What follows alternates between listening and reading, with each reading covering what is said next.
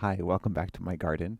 It's been about a month since we filmed the veggie beds, so I thought I'd give you an update and just let you know how they're doing. So, for starters, in the last one, we have the two different kinds of raspberry, and they are like out of control in a good way. We got actually a few fruit from them already, which we weren't really expecting in their first year. And then they have some like really vigorous canes coming up that should fruit, I think in like September time. So, we're looking forward to that. And then the cannabis that's right in the middle of the bed, it completely burst open. I'll put a picture. We finally had some rain, and it was like rain with wind, which I don't think a lot of our plants had experienced either of those things. So getting them together was like, yeah, a harsh reality. Anyway, so the plant completely snapped open, and we were going to compost it, and then we were like, let's just see what happens. So we kind of tied it all back together, and then I tied it really tight with this kind of green tape stuff that we had. And like a few weeks later, here we are, and it's still green. It seems to be growing, and I'll do a close up of the trunk because it seems to kind of be healing itself. So that was pretty cool. So that's the first bed, and then we have the asparagus bed, and the cosmos are just doing amazing there right now. So that's really nice. And the asparagus too, it actually is blooming, and it has a lot of bees on it. So that was fun to discover. And then in the next bed we had originally had our beets and then broccoli and a few things like that. We've kind of harvested most of the beets now. When we were harvesting, we did like a canning video. So when we did that, we left there were just like a few like little kind of not seedlings, but like little like pieces of beet that had they didn't have roots, but there was like a tiny little beet with some greens on top. So we just put those in, and they've taken. So that's cool because we should get like another little harvest. Um, and then we've also sown some cabbage and some carrots. So we'll see how those go. And then the sunflowers are doing really well. The ones that we put in were kind of just like kind of ornamental for us and for the wildlife. And both of those have been successful. So that's awesome. And then we also have our zucchini plant that we've had for, I don't know, it's like 6 weeks or something now. We've had a few zucchinis off of it. We've grilled them, and they've been amazing. And in the past few days, we discovered this little tree frog that seems to have made the zucchini plant his home. So that's been really cute too. We've been keeping an eye on him, and we had like a whole photo shoot yesterday. So I'll put some of those pictures in as well.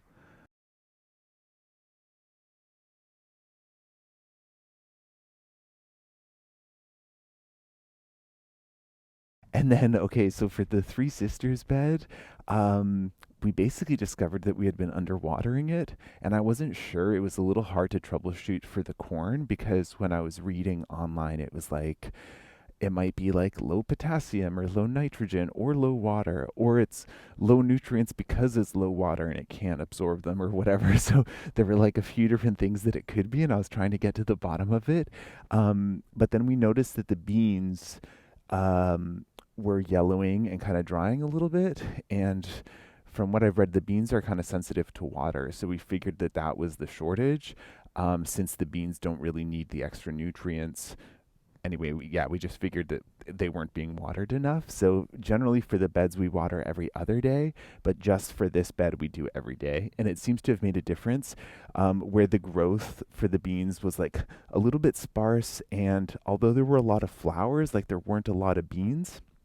Since we started watering daily about 2 weeks ago, I think.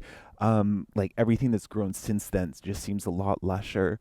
And like on the stalks that we get flowers, we're starting to see like, I don't know, this one has 1, 2, 3, 4, 5, 6, 7, 8, 9, 10 beans, and it still has some flowers. So I think that that's maybe more of the balance.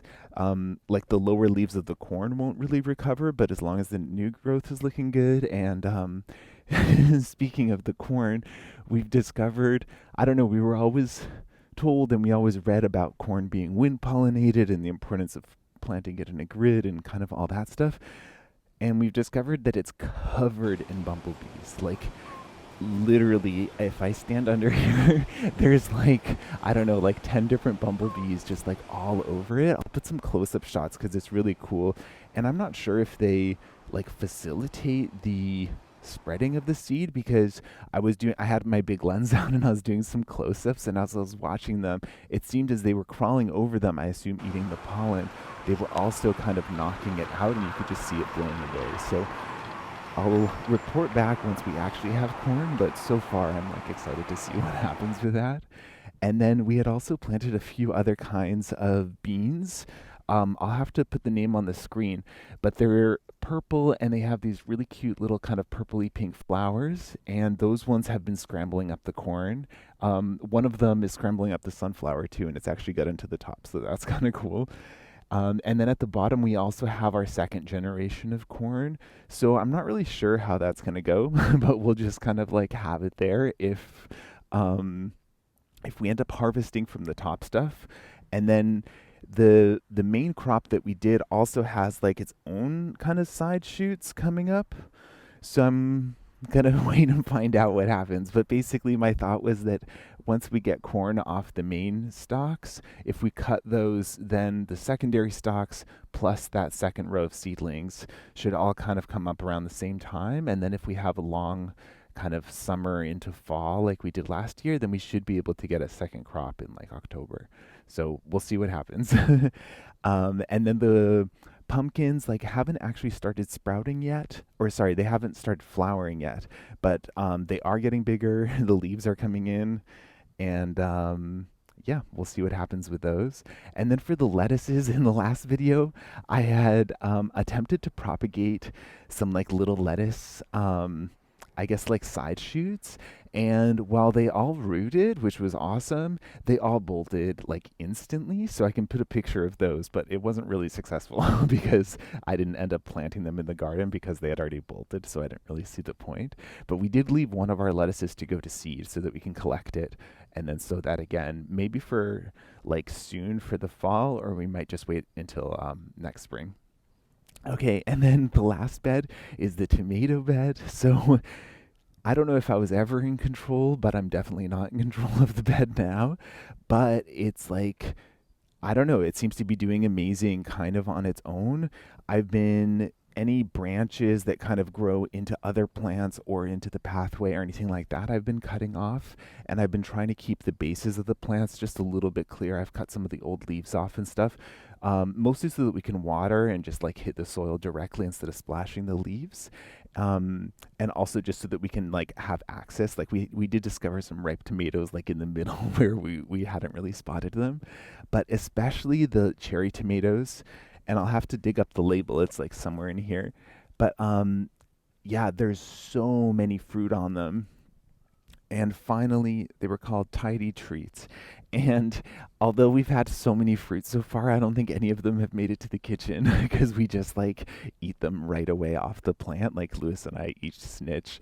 But now I can see that there's like a bunch coming into ripeness altogether. So we should be able to make a salad or something.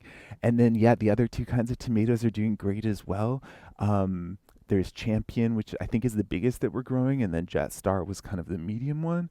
Um, but yeah, we harvested our first, I think it was the Jet Star, and it looked like beautiful. And then outside of the tomatoes, we have a bunch of basil in here, so we've been making pesto all summer, which has been amazing. The ones on this side, I think, get a little less light, so they're struggling, but the other ones are kind of bushier, so we harvest those more frequently.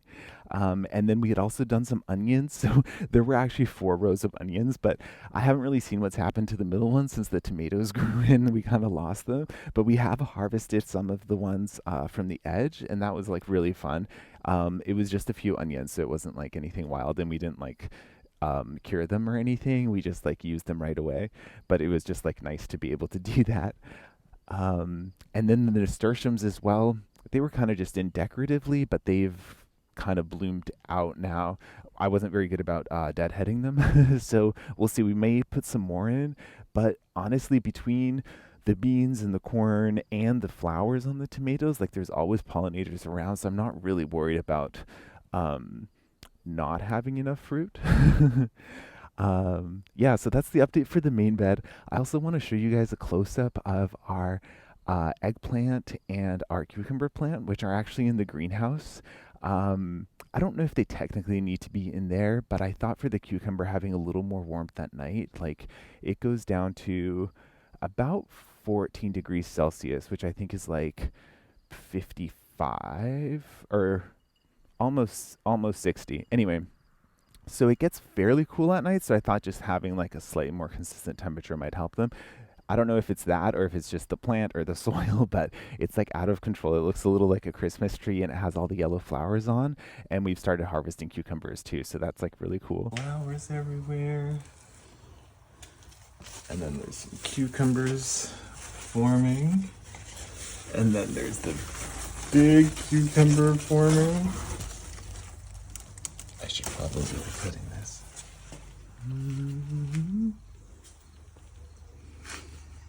And then the eggplant, I've just seen a few flowers so far, but I'm excited to see what happens.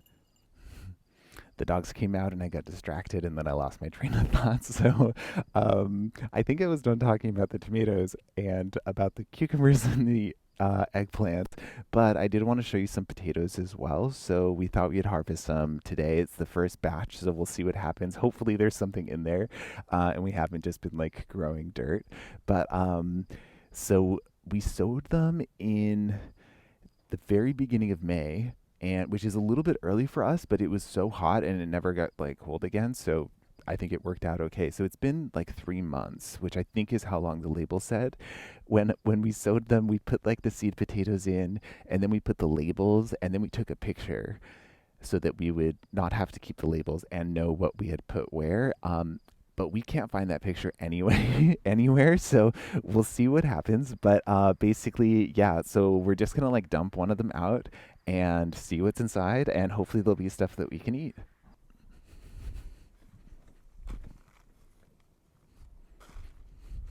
Okay, so we picked the one that kind of seemed the scraggliest. Also, something has been eating these leaves. So anyway, hopefully this is the readiest to be harvested. So we have just like the felt bag, and we had filled it, I think, about a quarter full. Put the 3 or 4 seed potatoes in, like 4 if they were little, then covered it. And then once the green kind of sprouted over, then we covered it again and kind of did that all the way to the top. And then it's been growing well. And then when we had that big storm, like these kind of flopped over, and then here we are. So, are you ready? So we're just gonna dump the whole thing into the wheelbarrow and see. Hopefully, there's something good inside.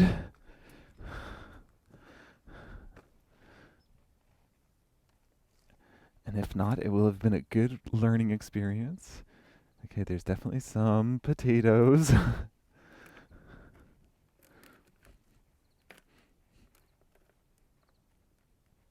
An ugly potato. Another potato. Okay, there's definitely some in here. The whole point of doing it the way we did was that, oh, I might put these back in here just so that we don't lose them. But yeah, the whole point of doing it the way we did was that supposedly they would grow potatoes the whole way up the stalk, and then you kind of get more using like less garden space. And I'm just using my hands because I don't want to accidentally pierce them or anything. We're not gonna store them. We're just gonna eat them, so I'm not too worried.